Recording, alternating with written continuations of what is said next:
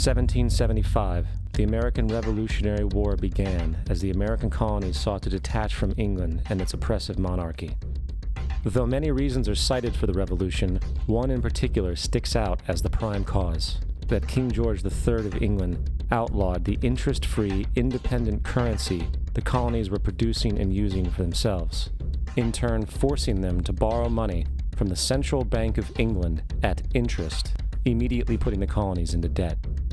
And as Benjamin Franklin later wrote, the refusal of King George III to allow the colonies to operate an honest money system which freed the ordinary man from the clutches of the money manipulators was probably the prime cause of the revolution.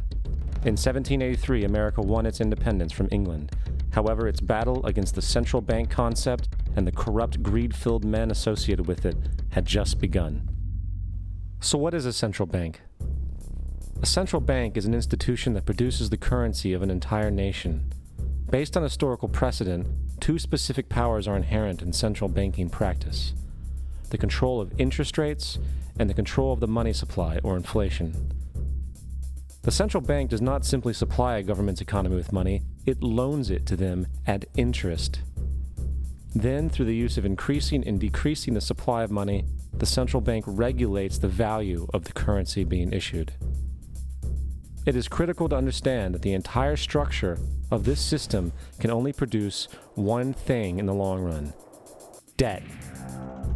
It doesn't take a lot of ingenuity to figure this scam out. For every single dollar produced by the central bank is loaned at interest. That means every single dollar produced is actually the dollar plus a certain percent of debt based on that dollar. And since the central bank has the monopoly over the production of the currency for the entire country, and they loan each dollar out with immediate debt attached to it, where does the money to pay for the debt come from? It can only come from the central bank again, which means the central bank has to perpetually increase its money supply to temporarily cover the outstanding debt created, which in turn, since that new money is loaned out at interest as well, creates even more debt. The end result of this system without fail is slavery, for it is impossible for the government and thus the public to ever come out of the self-generating debt. The founding fathers of this country were well aware of this.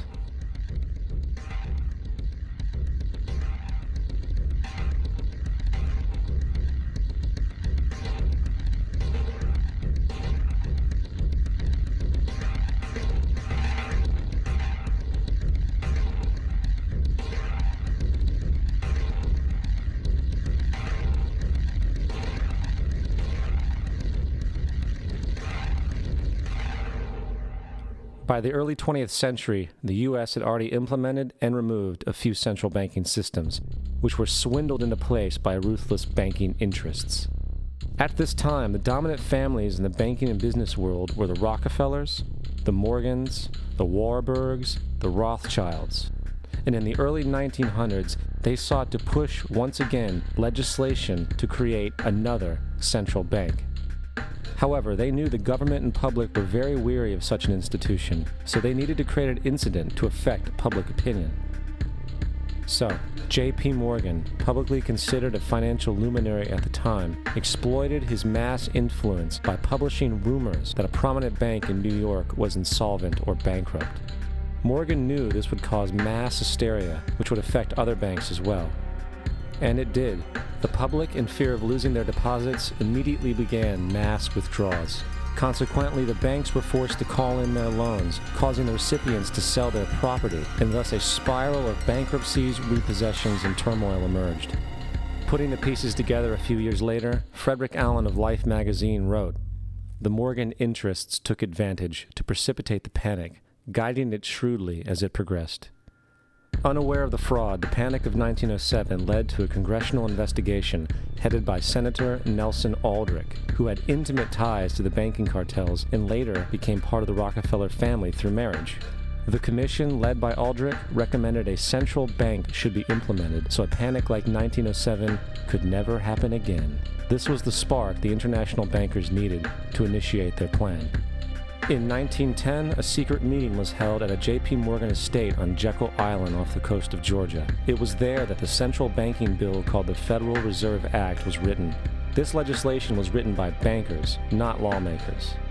This meeting was so secretive, so concealed from government and public knowledge that the 10 or so figures who attended disguised their names when en route to the island.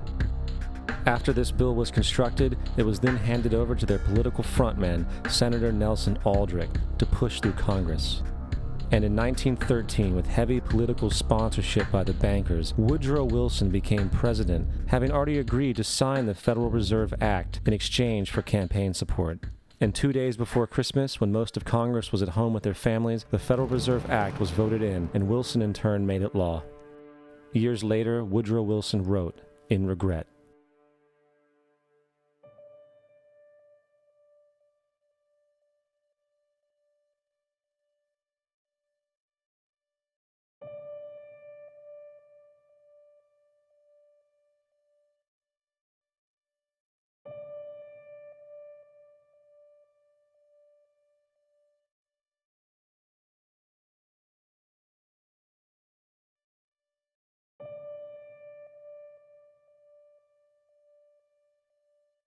Congressman Lewis McFadden also expressed the truth after the passage of the bill. A world banking system was being set up here, a superstate controlled by international bankers, acting together to enslave the world for their own pleasure. The Fed has usurped the government. Now, the public was told that the Federal Reserve System was an economic stabilizer, and inflation and economic crises were a thing of the past. Well, as history has shown, nothing is further from the truth. The fact is, the international bankers now had a streamlined machine to expand their personal ambitions. It's alive! It's alive! It's alive! For example, from 1914 to 1919, the Fed increased the money supply by nearly 100%, resulting in extensive loans to small banks and the public.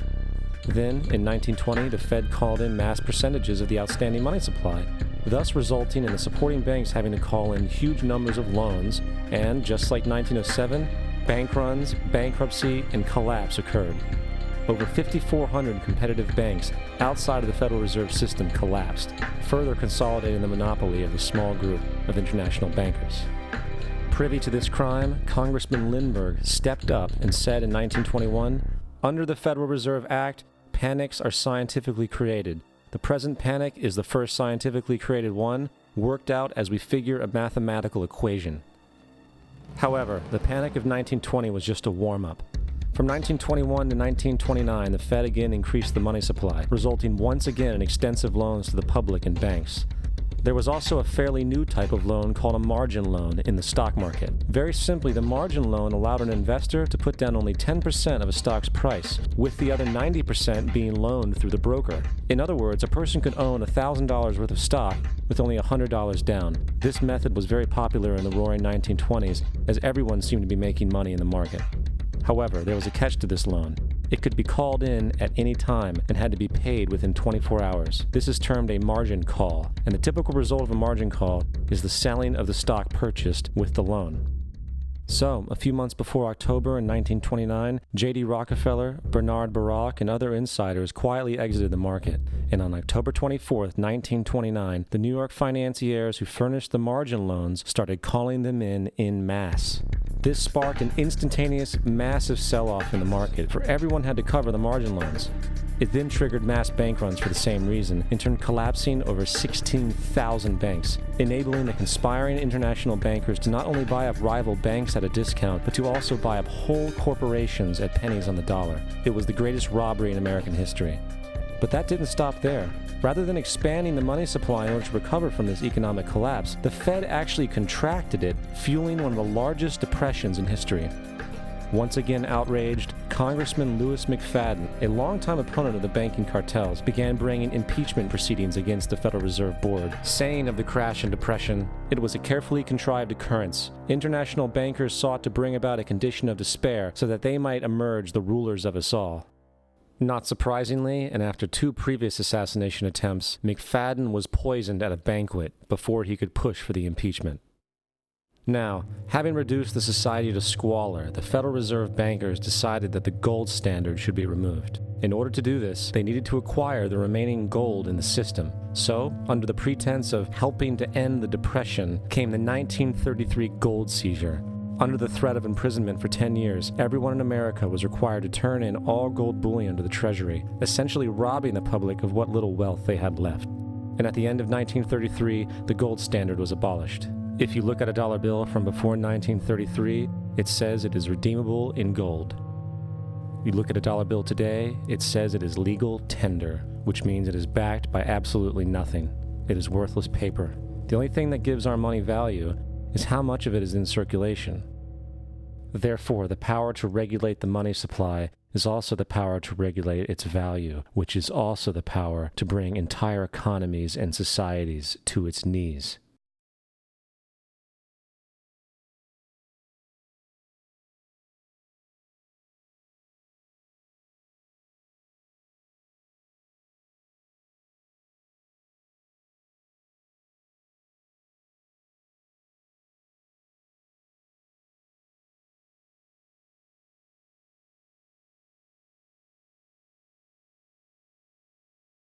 They create money out of nothing. What a scam. They have so much money, they don't care about money. All they care about is power. All they care about is being able to control the political situation so it goes their way. After a man has far more money than he possibly can spend for pleasures, what is left to excite him? For those with a ruling class mentality, the answer is power, raw power over other human beings. Money can buy such power only to a point. Beyond that, politics is the sport, and world politics is the ultimate game.